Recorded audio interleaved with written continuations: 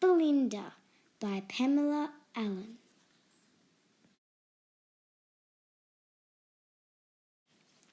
Bessie and old Tom live in the country.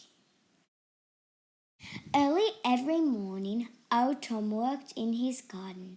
There was always plenty to do. He grows cucumbers and carrots. He grows pumpkin and parsleys. He grows beetroot and beans and lots of other vegetables. Early every morning, Bessie milks Belinda, the cow.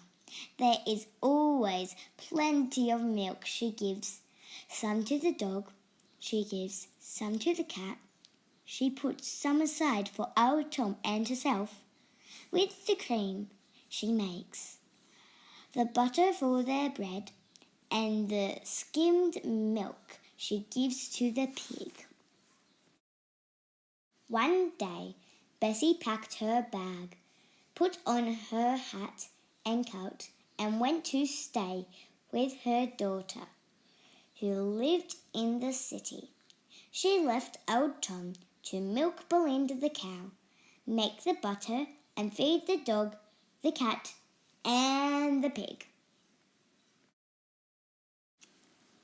Old Tom got up very, very early. He took the bucket and the stool and set out to find Belinda. Belinda was chewing in the far corner of the paddock.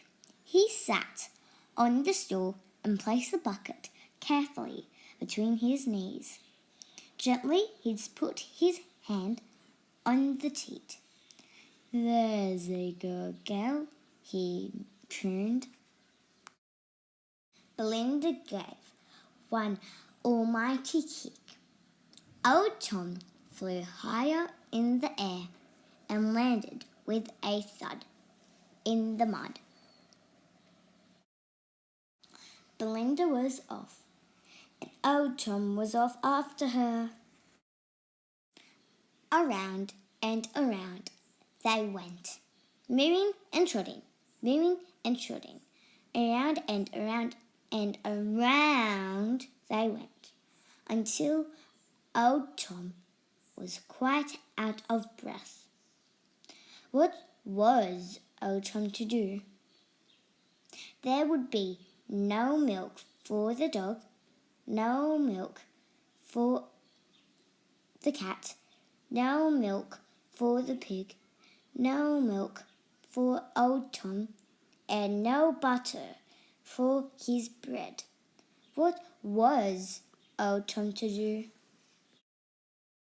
He went to the shed and took a rope from the wall. Then he went to his garden and pulled up the biggest, fattest carrot he could find. With these, he set out to catch Belinda. "Moo!" crooned old Tom. "There's a pretty girl, fat carrot, fat carrot. Come, come to old Tom. There's a good girl." "Moo!" answered Belinda as she cautiously, carefully inched towards the carrot. "Moo!" bellowed Belinda as she snatched the carrot from old Tom's outstretched hand. "Ooh!" cried old Tom as he landed with a thud in the mud. Belinda took off, and old Tom took off after her. Around and around they went, mooing and trotting, mooing and trotting. Around and around and around they went, until old Tom was quite out of breath. Now what was old Tom to do?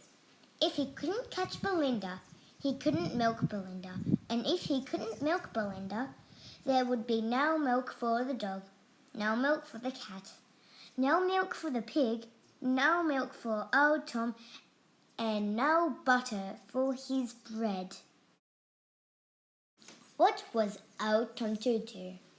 He thought and thought and thought and thought and thought. At last he stood up and strolled into the house. He took Bessie's pink dress from the wardrobe and put it on.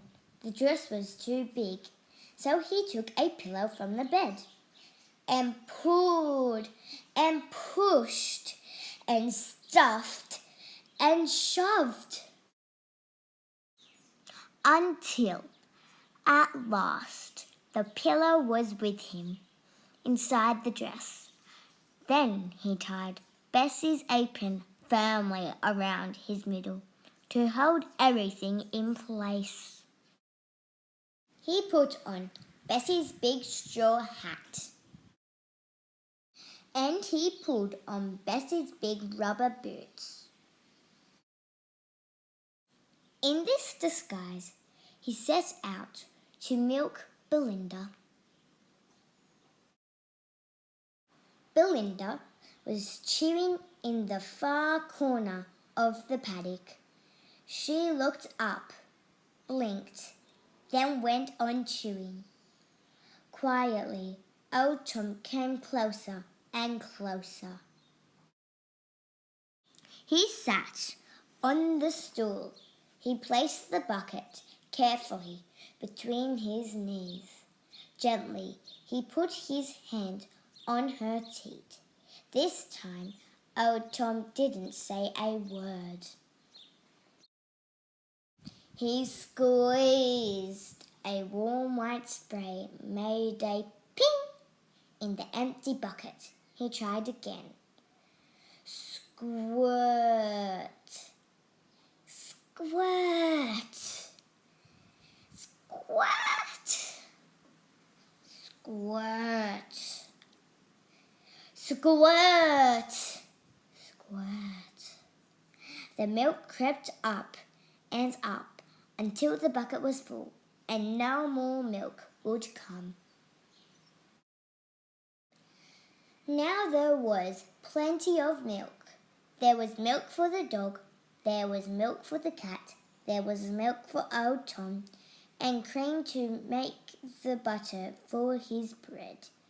There was even plenty of skimmed milk left for the pig. When Bessie came home, she wondered how her pink dress came to have mud on the hem. She almost said, "Who's been wearing my dress?" But old Tom had been the only one at home, and it couldn't have been old Tom, could it? And that's the end of the story.